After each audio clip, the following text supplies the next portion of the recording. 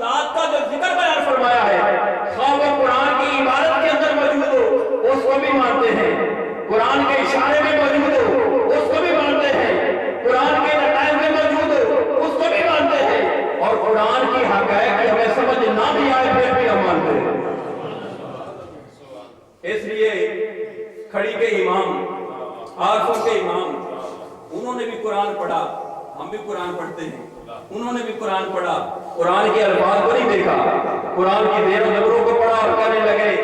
لوگوں تم قرآن کے الفاظ کو دیکھ کر کبھی ادھر چلے جاتے ہو کبھی ادھر چلے جاتے ہو، ہم تو ڈائریکٹ سرکار سے فیض لیتے ہیں، ہم تمہیں بتاتے ہیں قرآن کی عظمت کیا ہے، ہم تمہیں بتاتے ہیں سرکار کی عظمت کیا ہے۔ تو آپ نے کیا لکھا؟ فرماتے ہیں زیرا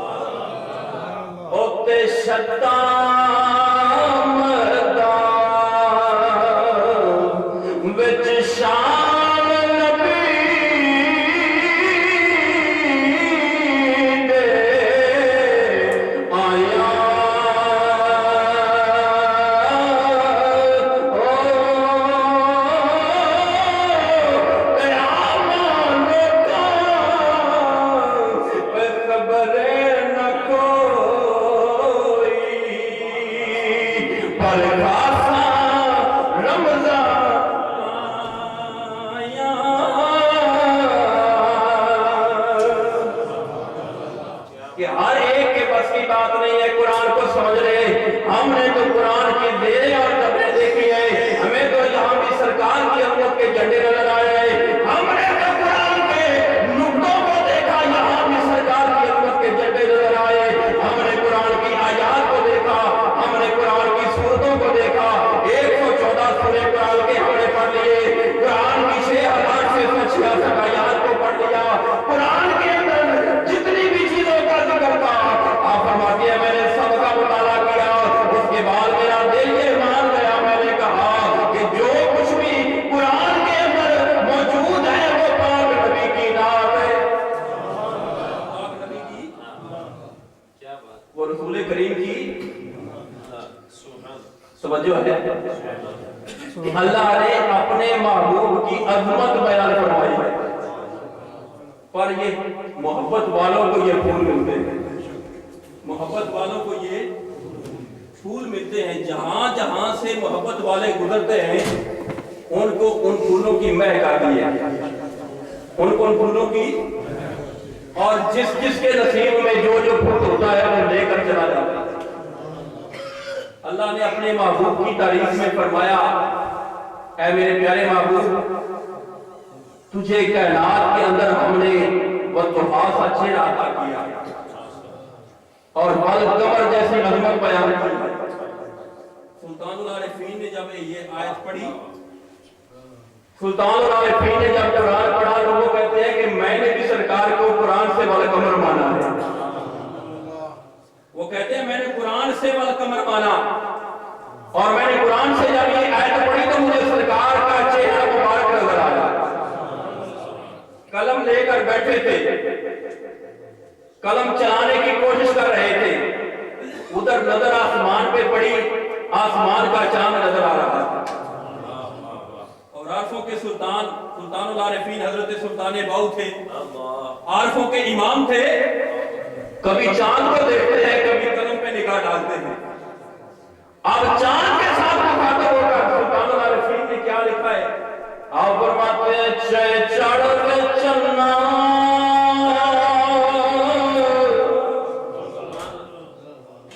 تو کر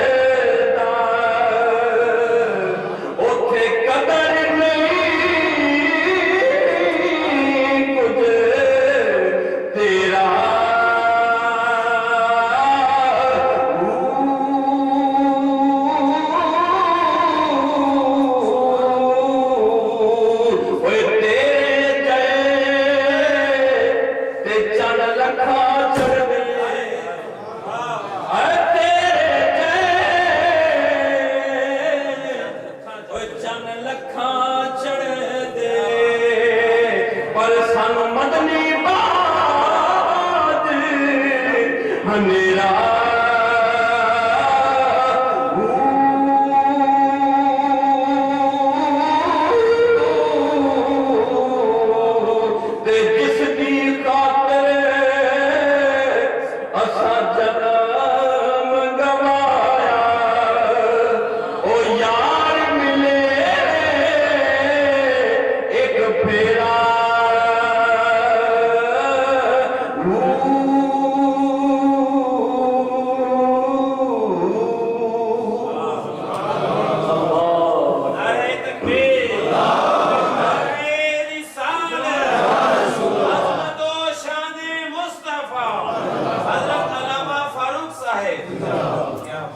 कहते हैं कि मैं चांद से मुखातब हूँ और चांद को देख के कहा, ऐ चांद तू भी आसमानों का चांद है, पर जो चांद मदीने वाला है उसकी मिसाल तुझसे बहुत ज्यादा है। जिस चांद की खातिर मैं इस दुनिया में आया हूँ, कभी जिंदगी में एक बार ख्वाब में उस चांद की ज़ियारत हो जाए तो मेरी जिंदगी का मकसद पूरा होगा। अल्लाह अकबर। हम उन औलिया कराम के मानने वाले सुन्नी हैं, हम उन औलिया कराम के दर के टुकड़े खाने वाले हैं जिन्होंने हमें ये तालीम दी कि मदीने वाले की मोहब्बत को दिल में बसा लो, मदीने वाले के चेहरे अजर को अपनी नजरों में बसा लो, मदीने वाले के उम्मत खजरा को अपने ईमान का मरकज बना लो। हम उन औलिया कराम के मानने वाले हैं, इसलिए हम अहले सुन्नत व जमात जब भी जिक्र करते हैं हुजूर की अज़मतें बयान करते हैं, हुजूर की शानें बयान करते हैं। नबी करीम अलैहिस्सलाम की जितनी भी अज़मतें हम बयान कर सके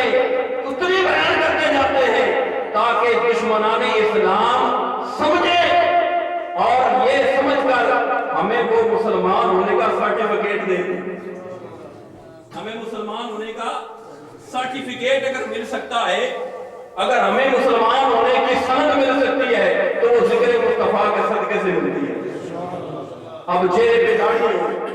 सर पे पगड़ी हो, लिबास बेशक जैसा भी आरफाना कलंदराना हो, अगर ज़बान से मोहम्मद रसूलुल्लाह ना पढ़े तो उसको मुसलमान नहीं कह सकते, उसको हम मुसलमान नहीं कह सकते। अब लिबास से बात आ गई तो मैं अर्ज करना चाहूंगा कि लिबास पहन लेने से कोई बंदा उस जैसा नहीं हो जाता जैसा लिबास वाला असल है, जैसा लिबास वाला। अब कुरान के अंदर हम लोग पढ़ते हैं अबा वक्त अकबरा कि कुरान के अंदर अल्लाह ने जिक्र किया कि वो एक था जिसने इनकार किया, वो एक था जिसने इल्ला इब्लीस, जिसको कहा, उसको क्या कहा? अब ये बताएं कि उसका नाम इब्लीस है? इब्लीस उसका नाम नहीं है, उसका नाम अज़ाज़ील है। उसका नाम क्या है? उसका नाम अज़ाज़ील है। इब्लीस उसको क्यों कहा? कि वो सूफियों के लिबास में रहता था, वो सूफियों के फरिश्तों के लिबास में रहता था, हर वक्त अल्लाह के सामने झुकता रहता था, जगह जगह पे अल्लाह का जिक्र करता था, जगह जगह पे अल्लाह का सामने सिजदे करता था। जब उसने इनकार किया, उसके लिबास को नहीं देखा, फरमाया फखरुज इन्नका रजीम, तुम निकल जा, तेरे लिबास को नहीं देखा, तुझे रजीम और शैतान बना दिया, तुझे रजीम और शैतान बना दिया है। इसलिए हज़रात मोहतरम ये बात हमेशा ज़हन में रखना कि लिबास लेकर, दाढ़ी देखकर ये न समझ लेना कि यही जो कुछ है सब कुछ ये है, बल्कि हमेशा मोहम्मद रसूलुल्लाह सल्लल्लाहु अलैहि वसल्लम की गुलामी को सनद मानना। अगर कोई मेरे पाक नबी की अज़मत बयान कर रहा है,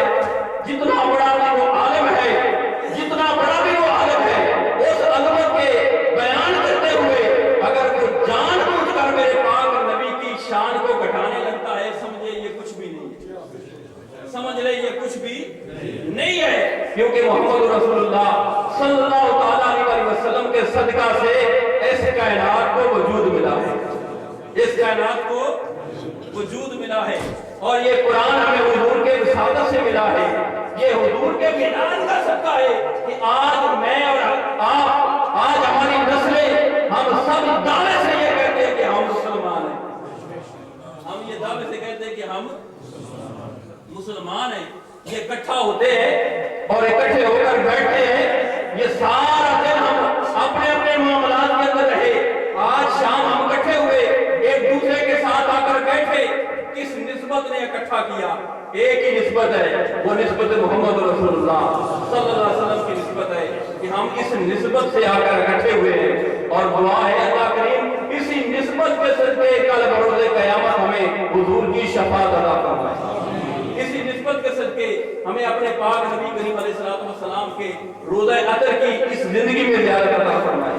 جنہوں نے کیا ہے اللہ کریم ان کو بار بار زیارت عطا فرمائے، جو ابھی تک نہیں جا سکے مولا کریم ان کو زیارت عطا فرمائے، اور دعا ہے مولا کریم حضور کے میلاد کا صدقہ جن گھروں کے اندر اولاد نہیں ہے اللہ پاک ان کو صالح اور نیک اولاد عطا فرمائے، اور جن گھروں کے اندر بیٹے ہیں اور جن گھروں کے اندر بیٹے ہیں اللہ کریم ان کو بیٹے عطا فرمائے، جن کے بیٹے ہیں اللہ کریم ان کے بیٹوں کو فرما بردار بنائے، اور ہم سب کو ایمان پہ استقامت عطا فرمائے، یار زندہ صحبت باقی انشاءاللہ بشرط زندگی ملاقاتیں رہیں گی، دعائے مولا کریم عمل کی توفیق عطا فرمائے، وما علیہ الا البلاغ المبین۔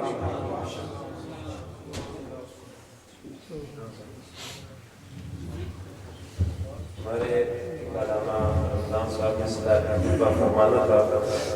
نجی مصروفیات کی وجہ سے واپس جانا پڑا، تو ابھی اذان ہوگی، اس کے بعد نماز کے بعد انشاءاللہ دعا اور صلاۃ